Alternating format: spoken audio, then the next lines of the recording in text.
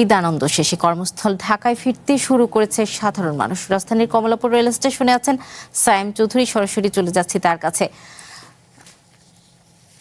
সায়েম, ট্রেনে ফিরতি যাত্রায় ভিড় কেমন দেখছেন? রাজধানীতে ফিরতে কোনো ধরনের ভোগান্তি রয়েছে কিনা জানাবেন।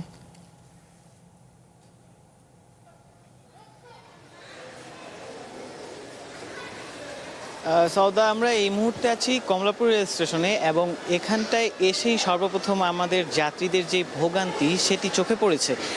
তারা যেমনটি জানালো যে ট্রেনগুলো আসলে 1 ঘন্টা আগে আসার কথা ছিল, 9টায়, মূলত 9টার দিকে আসার কথা ছিল, সেই ট্রেনগুলো এখনও তারা প্ল্যাটফর্মে ট্রেনগুলো আসেনি, যার কারণে আসলে তারা কিছুটা চিন্তিত এবং তারা কর্তৃপক্ষের সাথেও কথা বলেছে এবং তারা যেমনটি জানিয়েছে যে ট্রেন ফিরতে কিছুটা বিলম্ব হতে পারে। মূলত যে ট্রেনগুলো উত্তরবঙ্গ থেকে ছেড়ে আসার কথা সেই ট্রেনগুলো এখনও ছেড়ে আসেনি এবং কর্তৃপক্ষ যেমনটি বলছে যে এই ট্রেনগুলো কিছুটা যাত্রী বেশি হওয়ার কারণে কিছুটা গতি কমানো হয়েছে এবং কিছুটা বিলম্ব হচ্ছে এই কারণেই।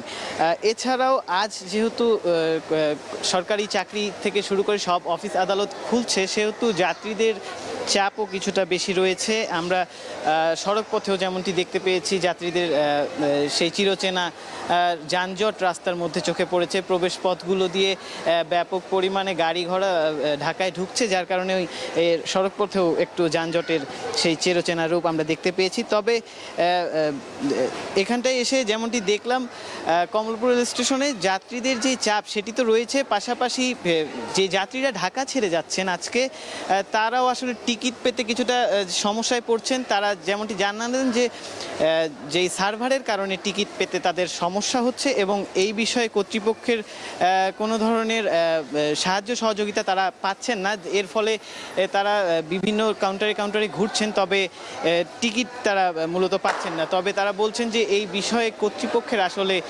নজরদারি দেওয়া উচিত এবং এখনও আমরা দেখতে পাচ্ছি যে যাত্রীরা আসলে ঢাকা ছেড়ে অনেকেই যাচ্ছেন এবং অনেক ট্রেন এখনও এই প্ল্যাটফর্মে ফিরে আসতে পারেনি। এই ছিল আমার কাছে কমলাপুর রেল স্টেশন থেকে সৌদা।